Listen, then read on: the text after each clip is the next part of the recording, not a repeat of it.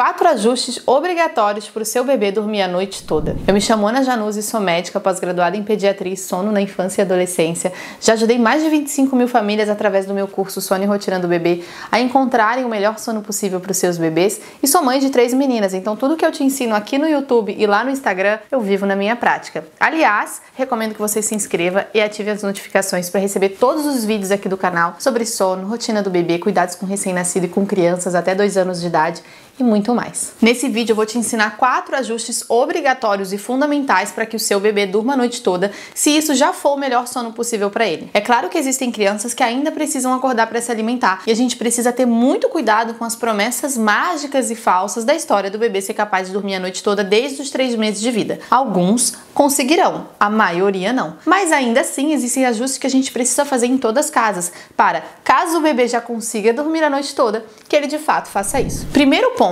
aumentar o gasto de energia. Isso aqui é fundamental, principalmente para bebês depois de 6 meses. O quanto e quão bem a criança vai dormir ao longo da noite se relaciona também à pressão de sono, que tem ligação direta com o gasto de energia ao longo do dia. O dia em que a gente não faz nada, a gente pode demorar mais para dormir e dormir pior durante a noite, vai ter menos sono profundo. Quando a gente gastou muita energia, a gente precisa ter um sono mais profundo para recuperar essa energia. Isso significa um sono de mais qualidade.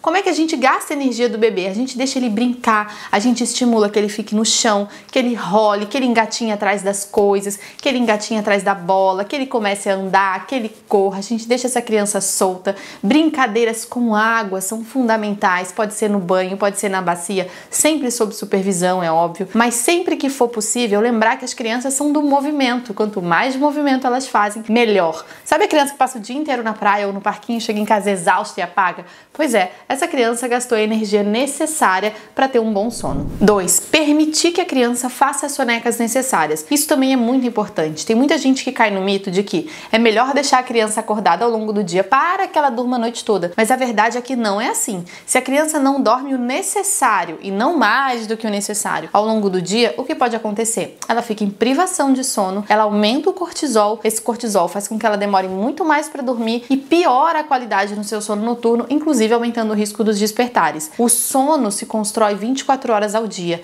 e os bebês e as crianças até os 3 anos de idade, 100% deles precisam tirar soneca para contabilizar no sono total. Depois vai diminuindo o percentual de crianças que ainda precisa tirar soneca, mas algumas precisam dormir até os 5 anos de idade uma sonequinha ali. Você faz os ajustes necessários nessa soneca, obviamente, mas não deixa o seu bebê em privação de sono, porque isso não vai melhorar o sono dele, vai piorar. 3. Alimentação ao longo do dia. Seu bebê precisa se alimentar corretamente ao longo do dia, ingerir a quantidade de calorias necessárias para a sua idade, para o momento de vida que ele está vivendo. Isso inclui ter boas mamadas ao longo do dia, sem distração, mamadas em que ele de fato esvazie o seio, mamadas em que ele de fato se alimente, livre demanda. Se a sua criança mama mamadeira, a quantidade certa para a idade e não menos. É importante que a criança se alimente corretamente e antes de dormir, depois do jantar, para algumas crianças faz muito sentido a gente inserir uma ceia, que pode ser um ovo cozido, uma banana amassada com aveia, um iogurte, um mingau sem açúcar, vai depender do que o seu bebê gosta de comer, do que ele aceita naquele momento. Essa alimentação a mais, se a criança tiver com fome e se o jantar tiver sido um pouco mais cedo, longe do horário de sono, pode ser fundamental para o seu bebê conseguir relaxar e dormir de barriguinha cheia, porque quem tem fome demora mais para dormir e acorda mais durante a noite. Ambiente de sono, isso é fundamental. A criança que está num ambiente de sono que traz muitos estímulos, que tem luzes, que é barulhento ou que tem alguém se movimentando ali do lado e a gente está diante de uma criança mais sensível, pode sim acordar várias vezes durante a noite. É por isso, por exemplo, que um dos pontos modificáveis e dos mais importantes para a gente organizar o sono do bebê é o local de sono. Se o seu bebê, por exemplo, faz cama compartilhada e está acordando várias vezes durante a noite,